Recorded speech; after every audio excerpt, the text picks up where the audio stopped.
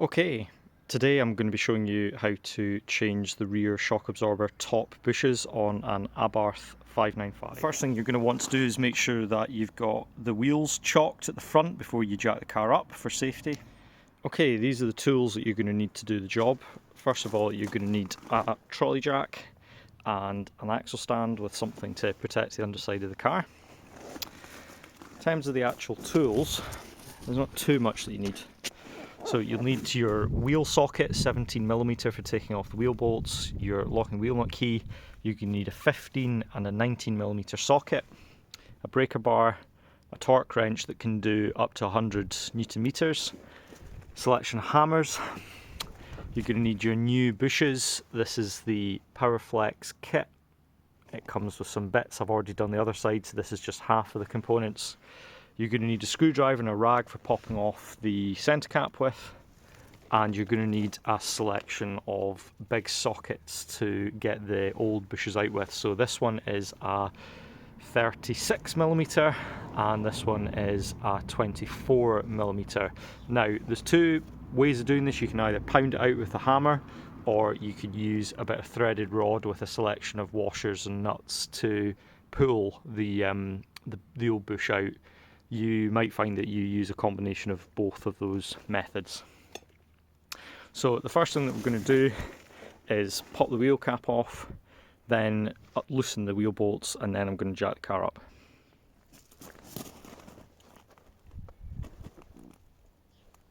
Okay, so there's a little notch in the centre cap that you can use to pop the wheel trim off, so I just cover the screwdriver with the cloth, just work it in there, and just pop the centre cover off like so.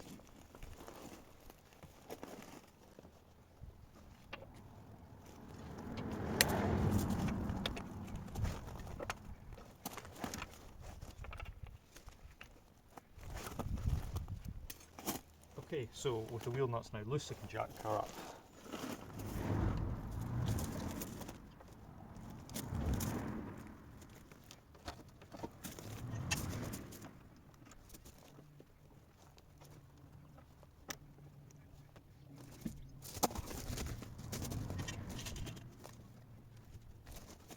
Okay, so I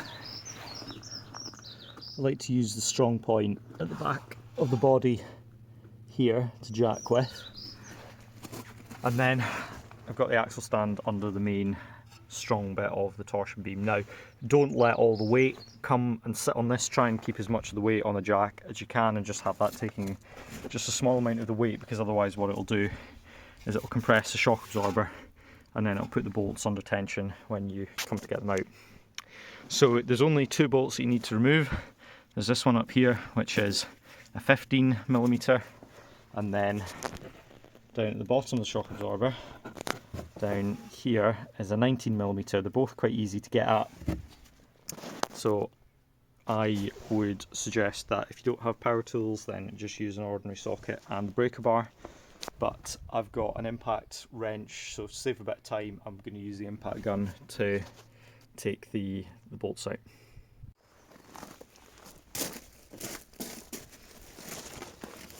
Okay, so as I say, this one is a 15mm. You might find there's a bit of muck on it and it will just need to work the socket on.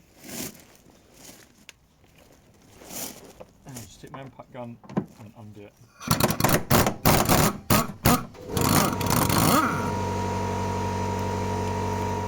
So you can see that this is absolutely the cause of the knocking on the rear suspension. Look how loose that metal inner is. I can just pull it out with my bare hands, and I shouldn't be able to do that. So you can see how badly the bush is worn away, so that's what we're going to be replacing today. So now what I need to do is take out the 19mm down at the bottom. Okay, so that's my 19. Just work that on. Again, there's a bit of muck on it, so might need to just give the bolt a bit of a clean. It should go straight on. There we go. And then once again, I'm going to cheat and use the impact gun to take it off.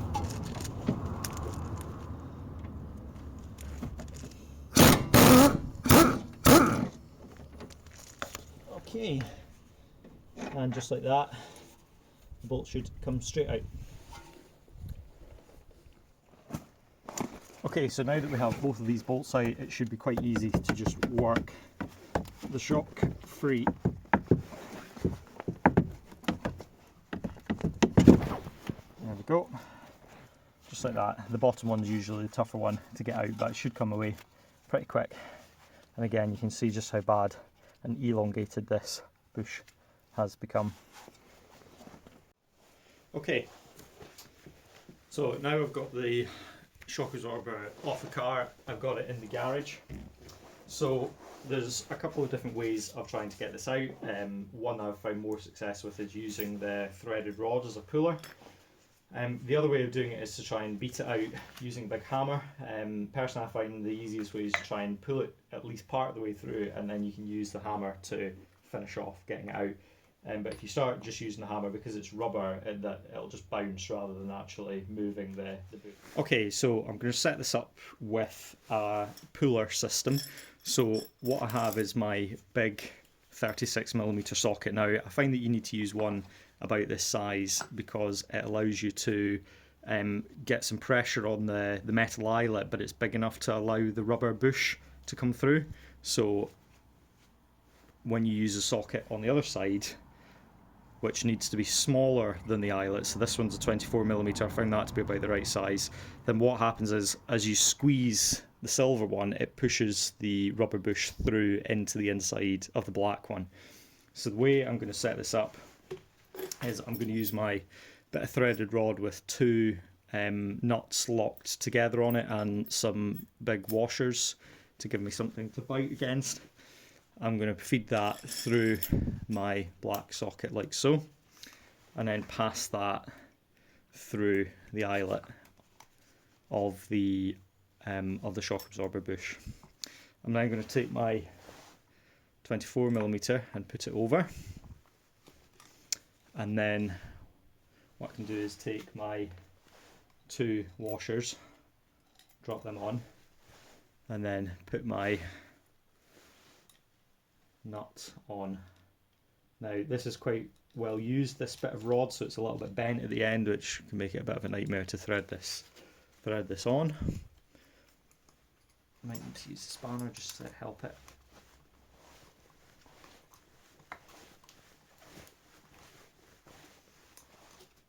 Okay, so what I want to do is get this semi-tight, and then just make sure everything's seated properly. Just need to back that off slightly.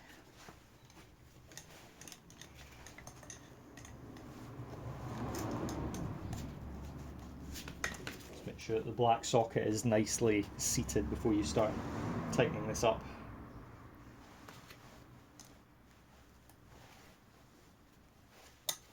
Okay. Now what you probably find is that the silver socket won't want to go straight. It's going to try and find the path of least resistance. That's okay as long as it stays broadly tight. So what I'm also going to need is something to hold the nuts that are here stationary while I turn this one, because there's going to start to be quite a lot of torque going through this. So what I'm going to do is, at least as far as this one will let me go, I'm going to use this socket to tighten up the nut here, and I'm going to hold the nuts at the other side stationary with the spanner. Okay, so I've now got it set up with a new bit of threaded rod. After much faffing, you can see that this time it really is starting to pull the bush through. So again, I've got my two nuts locked on this side, and I'm holding them with a spanner, and then this one I've got my deep socket, or if you don't have a deep socket, you can use a pair of spanners or whatever you've got access to, really. So what I'm going to do is I'm going to keep using the ratchet to tighten up the nut on this side and keep pulling this socket into the bush.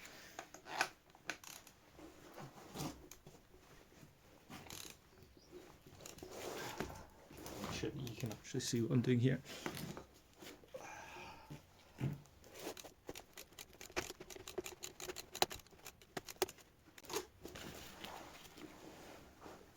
You can see this is starting to jump now because this is starting to pop through quite well.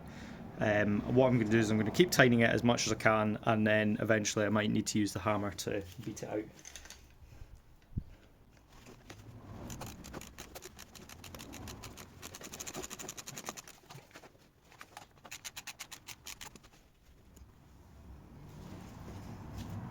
Yeah, you can see this is the plastic starting to come through now, which is a great sign.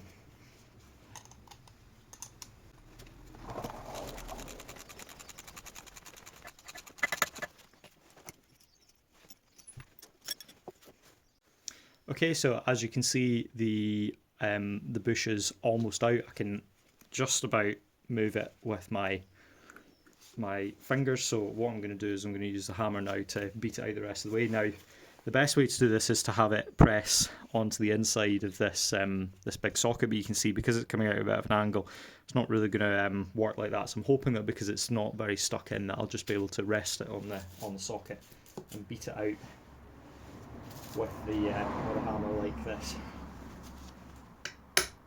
Yeah, there we go, that's coming through. And that's it. That's it out. One absolutely knackered bush out. Okay, so now what we're going to have to do is use a bit of sandpaper to clean up the inside and just around the edges, make sure there's nothing sharp that's going to damage the new bush. So I'm just going to do that now.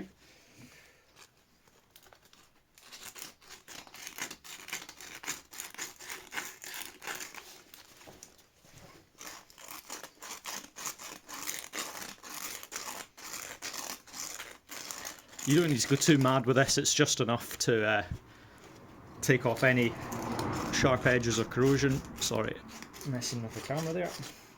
And like I say, just around the edge of the inside, just make sure there's nothing sharp.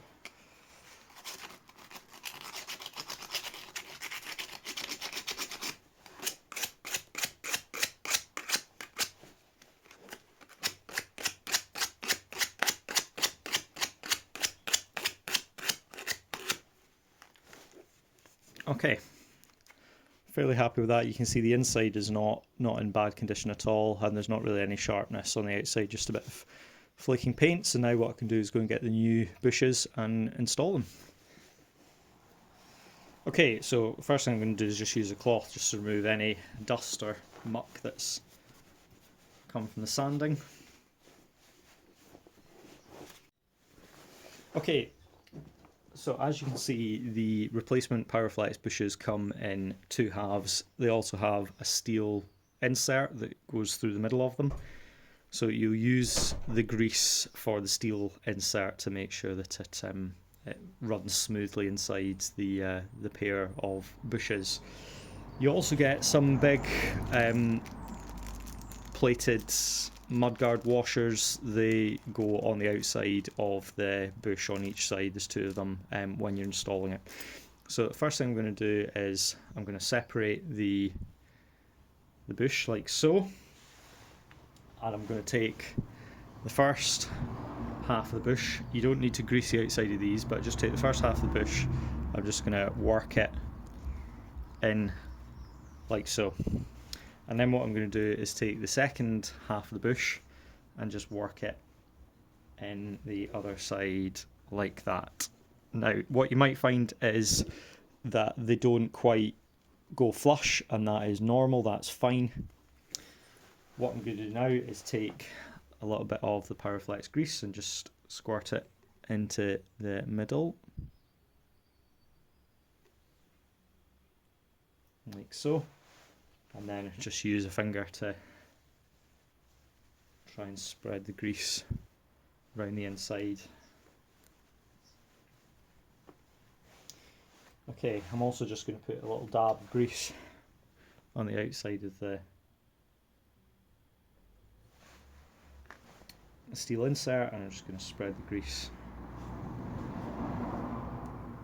on that. Okay. So I can now just, with my hands, I should be able to just press the steel insert through.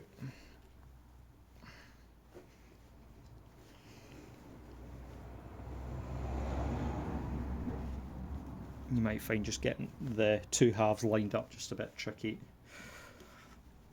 And there we go, that's it, just popped. Okay, and just try and centralise it like so. What I then like to do is just take a tiny little bit of the grease. It really just needs to be a tiny little dab. And just smear it on the outside, just to make sure that the bush is protected and that the washers are going to slide on it nicely. Okay.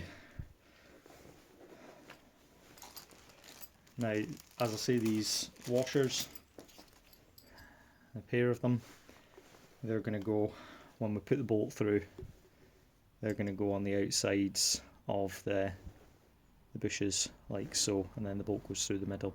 So what we're going to do now is go back out to the car and we can put this back on. Okay, so the shock is now ready to be fitted. The easiest way I find of doing this is to get the shock set up before you match it to the car. So I'm just going to take the washer, put the bolt through, washer on the other side, and then I can offer this up to the car and get it threaded like so.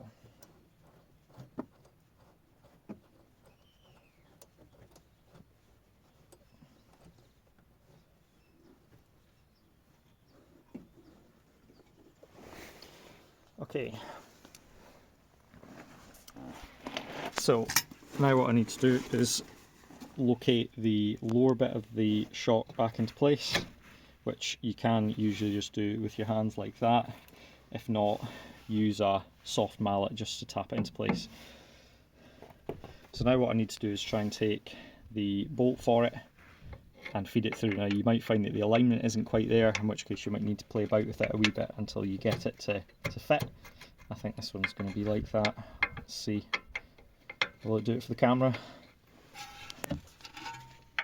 No, of course it won't.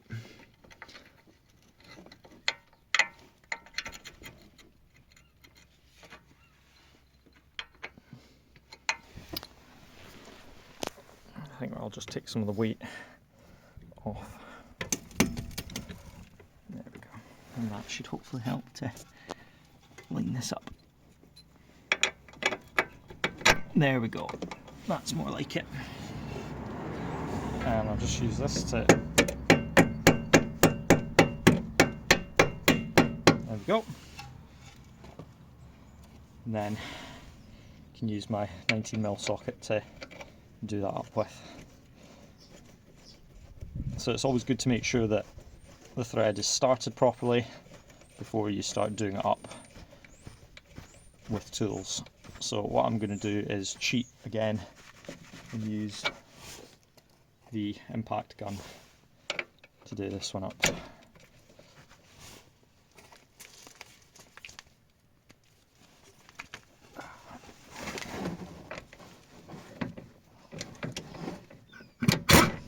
There we go.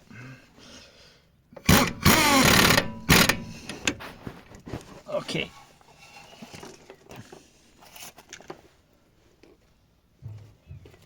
And I can use my 13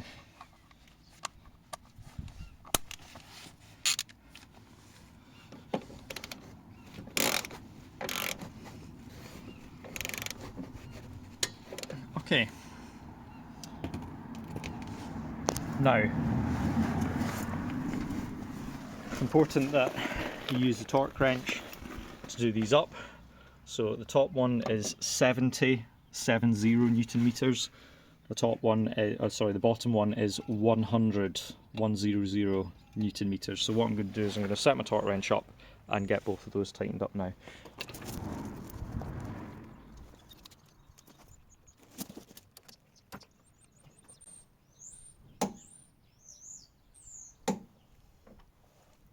Okay, so that's the top one done. Now I can switch to my 19mm and do the bottom one. And again, I've just done that at 70, so I need to increase the torque wrench up to 100.